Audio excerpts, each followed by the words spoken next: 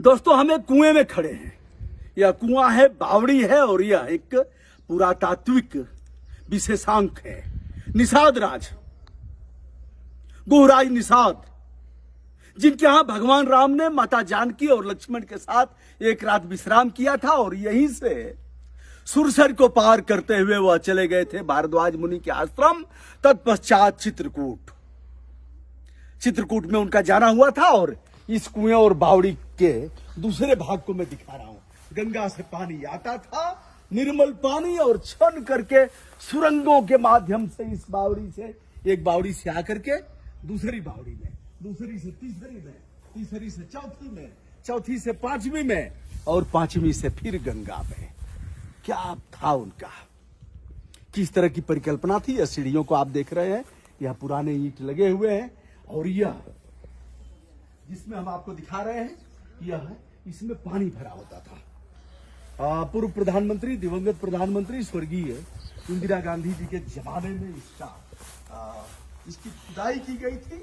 और खुदाई में यह पाया गया था कि भीतर का जल स्रोत जो वैज्ञानिकों ने पाया, उसके अनुसार गंगा से, मां गंगा से पानी का जल स्रोत ऐसे आता था, और इन बावड़ियों में ऐसे ऐसे होते हुए पुनः गंगा में चला जाता था।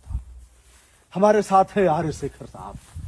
यह आप देख रहे हैं, बहुत ऊंचाई ऊपर दिख रही है। ढूहे बहुत बरसात के दिनों में कटते कटते कटते कटते कई मीटर की ऊंचाई इनकी समाप्त हो गई है। इधर तमाम पुरातात्विक अवशेष पाए गए हैं, और वैज्ञानिकों ने पाया है, खुदाई के बाद मिला है। दोस्तों, आइए अब हम अगले कुंड में चलते हैं, और आर्य शेखर साहब से इसके बारे में बात भी करते हैं, और भी इसके विशेषज्ञ लोग हैं। ये वाला जो कुंड है भाई साहब, हाँ, ये कुंड खासकर राजा का कुंड है। अच्छा, यहाँ पर ही मुख्य स्नान था। अच्छा, और इसकी जो आकृति आपको दिखाई दे रही है, उससे आपको समझ में आना चाहिए। और इसके जो बगल के स्रोत बने हुए हैं, कपड़े उतारने का, पहनने का, चढ़ने का, तो एक बड़ा सरोवर था एक तरह से। और जो पहली बावली है, एक तरह से वो शुद्ध पेयजल का काम करती है। और उसकी दूसरी जो बावली है, वो भी मुझे शुद्ध पेयजल की ही लगती है। लेकिन यहाँ आकर स्नान का, क्या हम लोग तीसरी में हैं कि दूसरी? तीसरी है, ये तीसरी है। उसके बाद रानी का है, क्योंकि आबादी ऊपर है। तो रानी को उसमें स्नान करना था। ये खुली बावली थी, यहाँ राजा आते थे, मंत्री आते थे, उनके लोग आते थे। तो यहाँ पर तो वो लोग गंगा स्नान नहीं करते थे ऐसे ही, मतलब गंगा में सीधे नहीं जाते? सीधे गंगा में शायद उस समय हर कोई जाने का रिवाज नहीं रहा होगा। एक किले के अंदर अपने अतिथियों के लिए और चीजों के लिए। और चूंकि एक चीज और था भाई साहब, गर्मी के दिनों में माँ गंगा एक घाट छोड़ देती रही होंगी, जैसे आज छोड़ देती है। तो उस समय एक जल संग्रहण हो जाता था, और एक काफी दिनों तक चलता था। जब इसका मतलब गंगा का पानी ले आए, और फिर इधर भी जल संचयन हो। भाई साहब, जहाँ हम लोग खड़े हैं, जल संरक्षित, मुझे अंदाजा है कि ये लगभग 12 फीट अभी नीचे, 15 फीट नीचे जाएगा। और ये आपको स्रोत दिख रहा है, पानी आने का ये रास्ता है। और इसके ठीक थोड़ा सा पहले उस दीवार के पास आपको पानी फूट के बाहर निकलने का रास्ता मिलेगा। अच्छा जी, आइए भाई साहब, आइए चलते हैं। दोस्तों, यह मिट्टी सामान्य मिट्टी नहीं है, यह निषाद राज की मिट्टी है, जिन्होंने भगवान राम को उस पार किया था। यही घाट से थोड़ी दूर है। यह ईंटों को देखिए, यह कितनी मोटी मोटी ईंटें हैं, और कितनी भव्यता इनकी है। अब मुझे लग रहा है जैसे उपला पाथा जाता है, वैसे ही इनका भी निर्माण किया गया था। वाह वाह वाह वाह। यह कंक्रीट आप देख रहे हैं, यह सुर्खी चूना और कंक्रीट का। आइए दोस्तों, इधर से तो जाने लायक नहीं है। आइए, इधर दिखा दिया है, आगे बढ़ रहे हैं। यह रास्ता है, आ जाएंगे, निकल चलेंगे।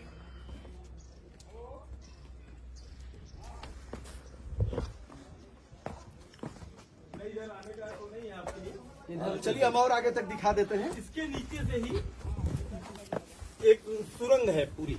इसके नीचे से सुरंग जी, इसके नीचे सुरंग है जो जल को आगे बढ़ाता था। यह देखिए, ये अभी बच गया है, जिसे आप देख रहे हैं। पता नहीं यह टूट करके इसका अवशेष कुछ बचा हुआ है, क्या इसका रीजन है, या फिर इसके ऊपर ऐसे स्लेप रहा होगा, मुझे नहीं पता। लेकिन आप इसे देख रहे हैं। भाई साहब, इधर से जाने लायक नहीं है ना, तो हम लोग दुस्साहस भी नहीं करेंगे। इधर आप देख रहे हैं, यह ढूहे में छिद्र बना हुआ है, और यह कुछ रहा होगा इसमें, जो कुछ भी रहा होगा। अब हम चलते हैं अगले बावड़ी, अगले कुंड और अगले जल स्रोत की तरफ। जहाँ से माँ गंगा में जल लिया जाता था। जहां से लिया जाता जी आइए दोस्तों, आ गए हैं श्री राम जी के परम भक्त निषाद राज की चौथी बावड़ी। आप देख रहे हैं इसमें कभी पानी हुआ करता था और यह चौथी बावड़ी है। चौथी के बाद अगले में जाता था, अगले में जाता था। एक तरफ से अगर इधर से देखा जाए तो दूसरी है, और उस तरफ से अगर राजघाट की तरफ से देखा जाए जिधर से हम आ रहे हैं तो यह फिर चौथी बावड़ी। आइए दोस्तों, ये इसकी दीवारें देखिए, शानदार दीवारें, और यह रोमांचकारी ईंटें अपनी भव्यता, सुंदरता और अतीत का शानदार प्रस्तुतिकरण करती हुई ईंटें बताती हैं कि हमारा जो वास्तुशास्त्र था पुरातन वह कितना समृद्ध था, हमारे इंजीनियर कितने कलाकार थे, और अभियांत्रिकी के क्षेत्र में उनका कोई जोड़ नहीं था। यह बावली है और भीतर से सुरंग जाता था अगले जल स्रोत के लिए, और उसके बाद फिर अगला। आइए इधर से दिखाते हैं, और यह रास्ता था। ये पानी ओवरफ्लो होने का। अच्छा, पानी ओवरफ्लो जी, इस वाले में जब पूरा हो जाता था तो इससे ओवरफ्लो के उसमें जाता था। आइए भाई साहब, और मेरी दृष्टि में दोनों जो था ये शुद्ध पेयजल लेने के लिए बनाया गया। बहुत बड़ी बात कहा, इसमें शुद्ध पीने का पानी। अब दोस्तों, मंदिर की जो प्राचीर आप देख रहे हैं, जो गुंबद देख रहे हैं, उससे श्रृंगी ऋषि का जो मंदिर है वहां से पानी आता था गंगा से। क्यों भाई साहब? जी जी जी। और इसमें आता था, इसमें पानी पीने का होता था। फिर पानी जब ओवरफ्लो होता था तो इस रास्ते से जाता था इस बावड़ी में, बावड़ी नंबर 2, उसमें भी पीने का पानी संभवतः होता था। और इसकी विशेषता एक है कि आप देखिए यहाँ से ओवरफ्लो होने का तो रास्ता दिया गया है, लेकिन इसका पानी इधर ओवरफ्लो ना हो, इसलिए इसका जो लेवल है वो घटा है। वाह वाह। और आगे इसी में सुरंग है जो नीचे नीचे ले जाकर उस बावड़ी से जुड़ता है। तो एक तरह से ये नमूना बता रहा है कि उस समय कि क्या तरीके से इन्होंने इसको किया है। जब देखिए उधर से पानी आने का स्रोत बनाया, इधर से पानी वापस उधर न लौट जाए, इसलिए इसको छोटा किया, नीचे किया, और इसके आगे पानी बढ़ना है तो सुरंग का रास्ता लिया। क्या बात है, क्या बात है। हमारे जो प्रतियोगी छात्र हैं उनके लिए भी यह अनुकरणीय है। दोस्तों, यह श्रृंगबेरपुर है, श्रृंगबेर ये एक मानक है श्रृंगबेरपुर, और निषाद राज का वह स्थान। तमाम हमारे दर्शक भी यहाँ जो देखने आए हैं, अध्ययन करने आए हैं, वह भी इस वीडियो को देख रहे हैं और उन्हें भी इसकी जानकारी हमारे सम्मानित साथी आर्य शेखर जी करा रहे हैं। तो दोस्तों, और भी हम आगे बढ़ते हुए चलते हैं, और आइए महाराज जी। अरे उतना दूर क्यों है प्रभु, आइए आइए। इस बावड़ी की अगर खुदाई होगी तो नीचे तक इसके प्रमाण मिलेंगे, और जो इंजीनियर लोगों ने, वैज्ञानिकों ने जो शोध किया है वह बताया है कि भीतर तक इसका रास्ता और किस तरह से इसके जल स्रोत विकसित हुए थे। तो दोस्तों, हमारे साथ हैं निर्मल जी। जी जी। निर्मल दरबार की जय हो, जय हो। बोलो बोलो निर्मल बाबा की जय हो। ऐसे कैसे बोलते हैं? जी जी जी। हाँ जी।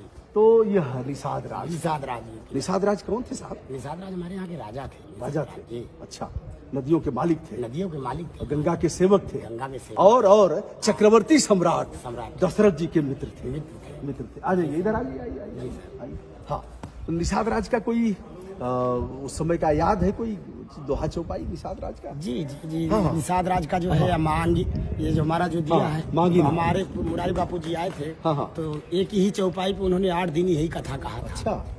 कि मांगिए नाव न केवट आना, और कहा तुम्हारे मरम में जाना। ये प्रभु नाव नहीं आने वाली है, तीनों त्रिलोक के माली धरोहर आप खड़े हैं, जब तक की रज आपकी नहीं धोली जाएगी। क्योंकि एक बार आपकी कहानी बनी नहीं, उसके बाद, उसके पहले उन्होंने कहा यही घाट से थोड़ी के दूर है कटिलो दिखो। कमर ने कहा था कमर के बराबर, कमर के बराबर ऐसे चले जाइए। अरे नहीं, ऐसे नहीं ऐसे नहीं जाने देंगे। और नहीं, हम आगे आगे चलेंगे, हम आगे, और आप पीछे पीछे चलिएगा। हाँ, तो इस तरह से कहा था कि मांगत नाव किनारे, प्रेम स्नेह, मांगत नाव करारे ठारो, जो तीनों त्रिलोक का मालिक है वह किनारे खड़े होकर के नाव मांग और रहे हैं। नाव मांग रहा है। राजा से और रात भर राजा उनकी रक्षा में थे सोया आज रात भर जी। अब फिर मांगने की क्या जरूरत? क्या बात है, क्या बात है। उसमें पात भरी सहरी सकल सुत बारे बारे, केवट की जात कछु भेद ना पढ़ाइयो। और हमारे इतना बड़ा परिवार जिएगा कैसे प्रभु अगर आपका स्पर्श हो जाएगा और ये अभी नारी हो जाएगी, नारी हो जाएगी तो कैसे हमारा सब चलेगा? कैसे चलेगा? उस निषाद राज की इस पवित्र भूमि पर, उस माटी पर आकर के गर्व की अनुभूति हो रही है और रोम रोम पुलकित हो रहा है। भगवान राम जी से गले लगाया था जिन्होंने, और कुछ उनके पास था नहीं, उनके पास कुछ था नहीं। फिरत बार प्रभु जो कुछ देवा, सोई प्रसाद में सिर धर लेवा। मांगी नाव मन न मुदरी मन मुदित तारे, आहा। जाल की माता ने संकोच में तो मुदरी को कृपाल ले उतराई, केवट चरण गए गहवा खुला। नाथ आज मैं आह कान न पावा, पावा, अब मिटा ही दोष दुख। दुख दारिद्र दारिद्र हमारी दरिद्रता दूर कर दो बस प्रभु, और कुछ नहीं। बहुत काल में की मजूरी, आज दिन विधि नाथ बनी भली पूरी। तो दोस्तों यह रहा, और हमारे कई साथी उपस्थित हैं।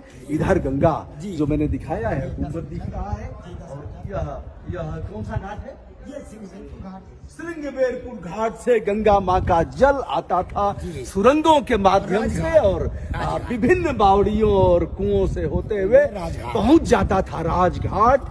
यह था हमारे निषाद राज का जल प्रबंधन और उनका उच्चतम गंगा के प्रति जो सम्मान प्रकट करने का भाव था। हम हैं राजशेखर जल योद्धा, और महाराज जी के साथ हमारे साथ और भी मित्र हैं, श्री यूबी सिंह साहब हैं, इनको भी ढेर सारी शुभकामनाएं। अमित जी हैं ऊपर, और भी मित्र यहाँ पहचानने वाले आ गए हैं। सभी के प्रति हमारा शुभ भाव, और श्रृंगबेरपुर की इस माटी को विनम्रता के साथ प्रणाम करता हूँ, सिर माथे लगाता हूँ। ब्रजभूषण दुबे का प्रणाम प्रयागराज से सभी आत्मीय दोस्तों को जो वैश्विक रूप से हमसे जुड़े हुए हैं, जिनका स्नेह, प्रेम और आशीर्वाद अनवरत हमको प्राप्त। एक चीज और बोल दीजिए जी, कि अभी इसकी जो अध्ययन हुआ है वो अधूरा है। हाँ। इसको फिर से और चीजें खोली जाए, बिल्कुल, और चीजें ढूंढी जाए, और भी बहुत कुछ मिला है। आप ही और भी संरक्षित किया जाए इसको ठीक से। जैसा कि बताया, इंदिरा गांधी जी अब नहीं रही हमारे बीच, और उन्होंने इसको शुरू किया था। और वर्तमान सरकार से हम चाहेंगे, प्रदेश सरकार से, केंद्र सरकार से, कि इसे और भी संरक्षित करे, इसको और भी खुदाई करके और निश्चित मुकाम तक पहुंचाया जाए। प्रणाम, नमस्कार, शुभकामना।